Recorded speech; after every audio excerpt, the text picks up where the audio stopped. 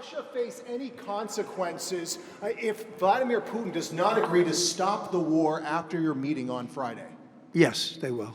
Yeah. What will the consequences there will be be? consequences. Sanctions, tariffs? There will be, I don't have to say, there will be very severe consequences, yes. Donald Trump sounding a little bit tougher on Russia there than he has in recent days. Does that mean he's been listening to all the European leaders who've been on the phone to him today, telling him not to sell out Ukraine when he meets Vladimir Putin in Alaska on Friday? We will discuss on this episode of the BBC's daily news podcast, Newscast. Hello, it's Adam in the Newscast studio. Hello, it's Alex in the Newscast Westminster studio. And joining me here on the sofas is my podcasting buddy from Ukrainecast, Vitaly Shevchenko. Hello again, Vitaly. Good evening. And also down the line from Berlin is Europe correspondent James Waterhouse. Hi, James. Hi, Adam. Now, there's lots to discuss about today's news and just the choreography of what's been going on. But before we do that, Vitaly, are you going to go to this summit in Alaska on Friday? I literally learned a couple of hours ago that I am going to Alaska. My paperwork's sorted. I'm jumping on a flight first thing tomorrow morning, and I'm going to be in Alaska tomorrow evening. And it's in Anchorage, this summit, isn't it? Which is the largest, not the capital of Alaska, but the largest city in Alaska. Apparently so. And on a military base. More than 40% of people in Alaska live in Anchorage. Right. And I was learning today about how it used to be Russia, and then they sold it about 158 years ago for not a lot of money. For peanuts, really. Yeah. And the symbolism of this all taking place in Alaska, I don't think it's lost on anyone in Russia. It's the most Russian part of America. Is one way of putting it. Right, James, can you just run us through all the international meetings that have taken place virtually today? Because there wasn't just one, there was a whole load of them. There's a whole load of things, and I think we're all guilty of looking at a virtual meeting in our diaries and possibly feeling not the most excited. But today's been a big deal. We saw a fleet of helicopters come in this morning. One of them was containing President Zelensky of Ukraine. He was greeted by Friedrich Merz, the German Chancellor, where they had a sit-down ahead of what really is the business end of today, a hosting organised by the Chancellor of European leaders online and Donald Trump. It is a meeting that is more of a last chance saloon. They're effectively saying, okay, you're clearly not going to involve us in this peace process, but at least involve Ukraine from the off. Donald Trump, left the door ajar for President Zelensky to possibly head to Alaska, although the official message today is less likely. So we had this big video conference. Both leaders then emerged, and you could tell they'd been in some pretty intense discussions. And then they hosted a meeting of the so-called coalition of the willing, the remaining European allies in the absence of America, who are trying to work out just how they might police and uphold a ceasefire in Ukraine when it finally arrives. So it's been a full itinerary. We heard the roar of the helicopters about 20 minutes ago, so presumably that is it for today. But it's been quite a day of diplomacy for Europe. And Alex, the government let the cameras into number 10 Downing Street to film a bit of Kier Starmer's address to one of those meetings. Yeah, they did. It's interesting because there's been quite a lot of talk about Kier Starmer's approach to this, because his position on when it comes to Ukraine has remained pretty consistent, and it was reiterated again today, which is about this idea that, they stand shoulder to shoulder with Ukraine, this idea about re-emphasising that no negotiation can happen without Ukraine being at the table, all of which the messaging we heard come out again publicly.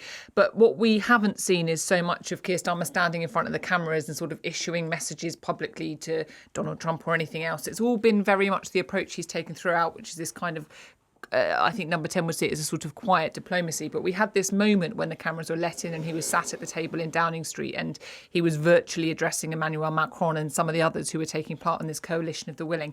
And what he was saying there was exactly those things again. So, reiterating that negotiations can only take place in the context of a ceasefire, that Ukraine had to be involved in these discussions. But interestingly, he also raised the possibility of further sanctions on Russia if depending on the outcome of the meeting on Friday. But, he said the UK is already working on preparing a package of tougher sanctions to keep the pressure up on Russia. And Vitaly, is it as simple as the Europeans are trying to make sure they're the last people that Trump speaks to before he then speaks to Putin? The idea being that then Trump sort of imbibes the European position. That could be the hope. What we've been seeing over the past few days is there's a massive scramble to try and convince Donald Trump not to throw Ukraine under the bus. The question is, what can the Europeans do apart from, working their magic or talking to him? Because the signs are not really good for Ukraine. All that we've been hearing from Donald Trump about how Russian tanks could have ended up in Kiev in 4 days had some Russian general not chosen to go via farmland. That's A, not true, and B, that's insulting to the memory of those Ukrainians who died stopping those Russian tanks on motorways leading to Kiev. Oh, so basically Donald Trump has been saying it's almost like by accident that Ukraine's fight back at the start was so strong. Yeah, I mean, when you look at how negotiations are done, there are two key ingredients, facts and skill. With Donald Trump, facts, he either doesn't know them or he misrepresents them, starting with his accusations against Volodymyr Zelensky of starting this war and his criticism of what Volodymyr Zelensky has done, as we discussed in one of our recent episodes, whatever that might be. So that's one reason why people in Ukraine, shall I say, are not huge fans of Donald Trump. Looking at what they're saying on social media, there's a lot of unprintable stuff, a lot of ridicule, and very little expectation of what's going to happen in Alaska. Having said that, somebody sent me a picture of an American flag outside the office center where BBC offices are in Kiev. So some people are sort of trying to stay hopeful in Kiev. James, Alex was hinting at this, but just lay out for us very clearly what the European position is today, what they've basically been shouting through a megaphone, through an online video conferencing call to the White House. Well, I mean, they're calling it five commitments that they've tried to get out of Donald Trump. And as far as they're concerned, they have succeeded in that. So these include, they say that Donald Trump shares their view that a ceasefire must come first. Donald Trump said on the call that he will look to secure one during Friday's meeting. So that's music to European ears. Another thing they want is for the current front lines in Ukraine to be the sort of opening discussion point. That is the starting point for negotiations, not simply as speculated before, the idea of Ukraine handing over other parts of the country in order for peace to finally arrive. The Europeans say that America agreed to any occupied territory being legally recognized by the states as being a non-starter. So that's another win. And also Ukraine's right, or ability, actually, Ukraine's ability in the long term to defend itself. So all of these things together, in the eyes of Europe, would be enough of a foundation to negotiate on a meaningful level. I think where there is a little bit less detail is this sort of commitment around security guarantees. America said, yeah, there will be security guarantees, but as we've seen throughout this whole process, the Trump administration has been incredibly reluctant to say it will come from that side of the Atlantic. He's left it to European allies to scratch their heads and work out just how they might step in if Russia decided to have another go at Ukraine in a few years' time, which is a very real fear.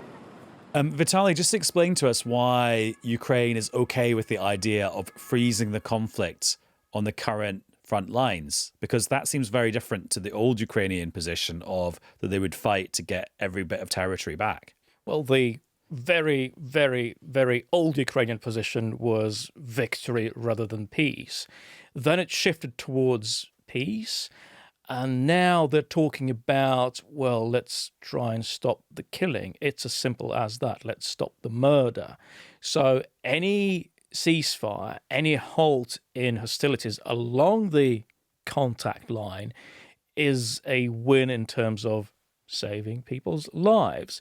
However, that's also where the problems start. Okay, if Russia, and that's a huge if, Russia stops firing at Ukrainians along the contact line, what happens next? Where do we go from there? Does Russia withdraw? Do Ukrainians withdraw? And frankly, Adam, I'm not sure if there's anything at all at this stage, given what we've seen so far, that would make Vladimir Putin rethink his strategy in Ukraine. Threats, deadlines, promises, all of that has been nothing but hot air. And I regret to say that includes what the Coalition of the Willing said, 3 months ago? Very little came out of that. So Vladimir Putin will be going into this meeting thinking, okay, we'll talk, but nothing will come out of it. I can still play Donald Trump like I did in 2018 in Helsinki. So he's emboldened. Alex, it seems to me that the British position here, shared by lots of the other European leaders, is actually just to get Donald Trump to sort of slow down a bit and get the ceasefire, the temporary thing negotiated, and not get carried away and agree the future status of Ukraine. Yeah, I think it was about re-emphasising their position and this notion about having their sort of word in his ear before he goes off to meet President Putin on Friday, when they are quite clearly not going to be present. And what you heard from all of, and I think this sort of comes back where Kier Starmer potentially is seen as one of those who might have a role in that, because we know that he's carefully cultivated his relationship with Donald Trump. And after the meeting between Trump and the European leaders, you heard quite a lot of them refer to it as a good meeting. In fact, President Trump said as much himself, that this was a good meeting. But what he also said, and I think this was quite interesting, was that he referred to it as a first meeting, followed by quite quickly a second meeting. And he said, it's just a first meeting to find out where we are and what we're doing. So you could almost read that as a sort of recognition from the US president that there's going to be a limit to what is going to be achieved at this meeting on Friday, a potential limit to what can be achieved, because he was saying we could have another one quite quickly afterwards. And I wonder if that perhaps is as a consequence of some of the messaging that was coming out, or very clearly expressed by Kier Starmer and the other European leaders, which was this idea about you can't agree anything without Ukraine at the table, which has been their long-standing position and the thing that they really wanted to get across today. Yeah, and then let's listen to a bit of Donald Trump, because he was speaking at an event at the Kennedy Center, which is the arts venue in Washington, D.C., where he's agreed to actually host a show in a few months' time. So that'll be quite interesting. But he then talked about this whole global diplomatic situation, and he actually sounded quite tough on Russia at one point. Will Russia face any consequences if Vladimir Putin does not agree to stop the war after your meeting on Friday? Yes, they will. Yeah. What will the consequences there will be be? consequences. Sanctions, tariffs? There will be, I don't have to say, there will be very severe consequences, yes. And Vitaly, is that Donald Trump being tougher on Russia? And I'm going to throw in something else to this conversation, which is JD Vance here in the UK on holiday, but he's also been doing some work. One of his trips was to a US Air Force base in Gloucestershire, where he basically said to the US airmen, the US can only bring peace to Europe by having this big military force here that can say to the bad guys, we will come after you if you don't stick to the peace deals. He's probably slightly sounding tough on Russia. In terms of being tough on Russia, I don't think there's anything apart from that 25% tariff that he's slapped on India for buying Russian oil that he's actually done to hurt Russia. In fact, his policy largely has been to do no harm to Russia so far. So what reason is there to think that suddenly he'll get tough with Vladimir Putin in Alaska? I don't know. And also, you will remember, Adam, a couple of weeks ago, Donald Trump said that he wasn't interested in talking to Vladimir Putin so much anymore because he suspected Vladimir Putin was tapping him along. Now he is meeting Vladimir Putin in Alaska to hear him out, to hear what he's got to say. So what's changed? The question I have is that has Donald Trump not been listening to what Vladimir Putin's troops have been doing in Ukraine? So in a nutshell, a lot of talk, but very little action. And James, from listening to people like Friedrich Merz after that meeting where he had Zelensky by his side, can you detect any shift in what the Europeans would be willing to live with at the end of all of this? Because I thought it was interesting when he said there can be no legal Russian ownership of Ukrainian territory, because that then opens up all sorts of other forms of occupation that is short of legal ownership. Yeah, and there are a whole flurry of rumours and reports wondering what that could mean. I mean, there was a similar model in terms of how Israel's occupied territories in the West Bank, for example, are recognised globally. It's difficult to see what could happen in practice, but I think the very question of territory is the great unspoken of this week, because I think we are reaching a tipping point where some hard negotiations may well take place. If indeed Zelensky can sit with Putin in some kind of format, that is where there will have to be movement. So I think we are really seeing a hardening of position from both sides. I mean, look at just the Kremlin just today has just repeated what it's demanding all along, the complete control of 4 entire Ukrainian regions, a reduced military, the toppling of President Zelensky, it never being able to join NATO. I mean, I could have said that very soundbite to you any point over the last few years. Russia's goals have not changed. And clearly with Europe, it's not wanting to say openly that territory can simply be conceded. But what kind of dampens all of that for the West is the military reality. And I think we saw Zelensky over the last year admit that, look, liberation is not going to come militarily. It's going to come from political external pressure exerted mainly by America on Russia. Donald Trump, as Vitaly was saying there, has threatened. He started to kind of turn a corner on what he may or may not do. India's got another couple of weeks until scheduled bigger tariffs are going to come in because it keeps buying Russian oil and gas. But I think the feeling in Europe and certainly in Ukraine is going to be, we'll believe that when it happens. That just might be something that the Kremlin feels. But I often think about something that the former UK Defence Secretary, Ben Wallace, told Ukrainecast a while ago when he met Vladimir Putin before the full-scale invasion.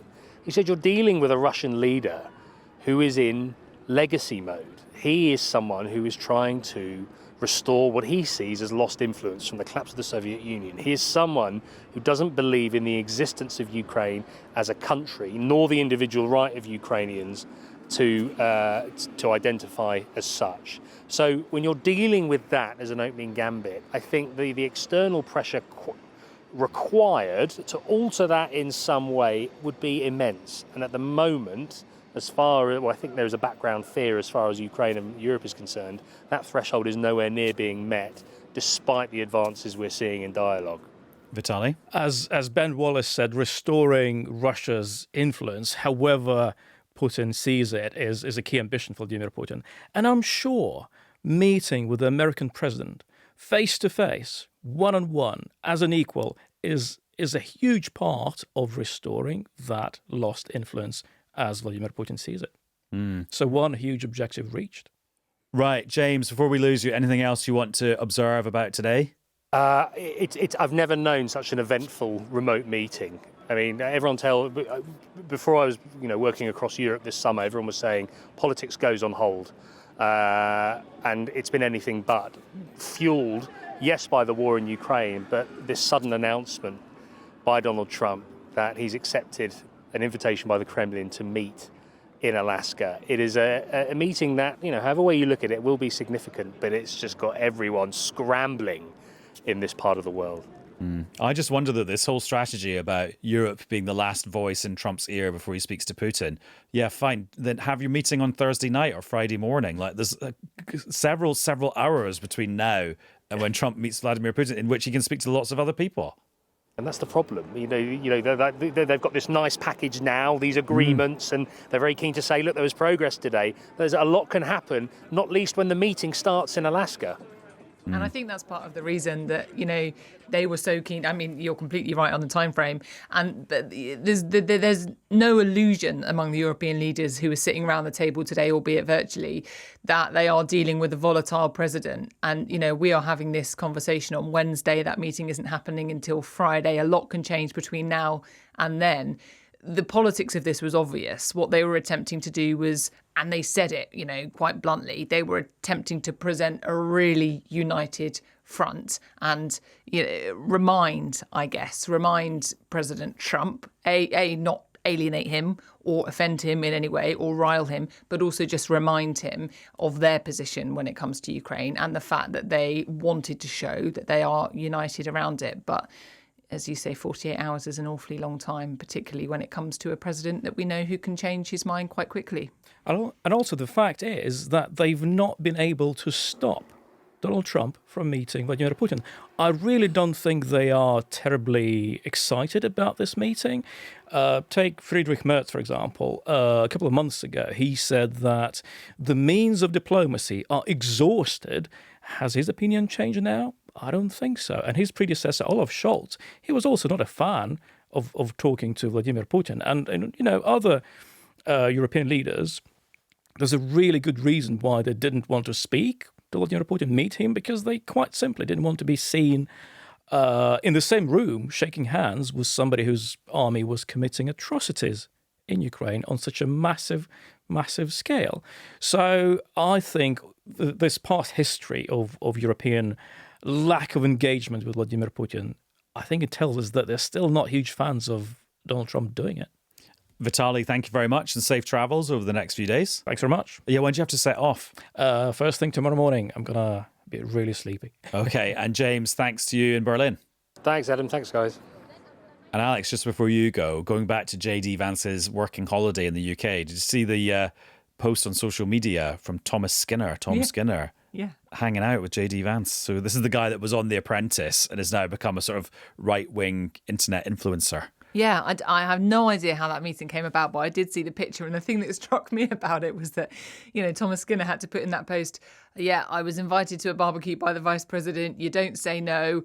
I put on a shirt and tie. I'm not sure if it was the right attire, because there's JD Vance in his cash attire, I suppose, for said barbecue in the Cotswolds. It was interesting. It's all been quite interesting about who he's met and who he hasn't, because obviously he also met Robert Jenrick, who was invited to meet, but not Kemi Badenoch. And we were told that was a scheduling problem and that the pair are friends, but they just couldn't get their diaries to align. But I think there would be some people that would be quite interested in the fact that Kemi Badenoch didn't meet JD Vance. Robert Jenrick did, and Robert Jenrick is still widely thought of by many in Westminster as the person who might ultimately challenge Kemi Badenoch for a future leadership job in the party. So interesting politics that was, that the photo op with Robert Jenrick and JD Vance happened and the one with Kemi Badenoch and JD Vance didn't. And I can imagine, and I'm just completely speculating here, Kemi Badenoch being fine with the fact that she didn't meet JD Vance because she's confident in the personal relationship she has with him. But actually that doesn't matter with how it looks if then the entire political establishment interprets that you're not important enough to meet the vice president. That just becomes the truth almost. Yeah, well, this comes down to, getting a bit deep on this now, Adam, but this kind of comes down to a sort of central tenet of what Kemi Badenoch says she doesn't want to do. And she effectively says she doesn't want to play the usual political games, She doesn't want to be drawn into the usual political fray, which is why she's taken this position that she's taking her time as leader of the Conservative Party to come up with her policy platform and all the rest of it. But there is a legitimate question about whether or not you can make that choice so actively, about whether or not you can choose to try and take a different path, or whether or not the politics then just carries on without you. Yeah, who gets to decide that the rules don't apply? Yeah, exactly. Also, the FT are reporting that JD Vance's whole trip was organised by George Osborne. Really? Yeah, which is not surprising in one sense because they are mates, and George Osborne talks on his podcast quite often about how he's texting and phoning JD Vance. So I wouldn't be surprised if he's now a little holiday organizer as well. I also just come back to the point that there's a lot of work going on this holiday. This is he's been meeting US troops at a base today. He's had these political meetings. He met the Foreign Secretary at Chevening. This is, I don't know if it's my kind of holiday. It's like, and because he's here with his children, it's like normally when the kids go into the kids club and then the parents relax. This is kind of like the other way around. Yeah, where's the wine? And the adults club is like super world diplomacy. Anyway, Alex, thank you very much. Pleasure. And that's all for this episode of Newscast. Thank you very much for listening. We'll be back with another one very soon.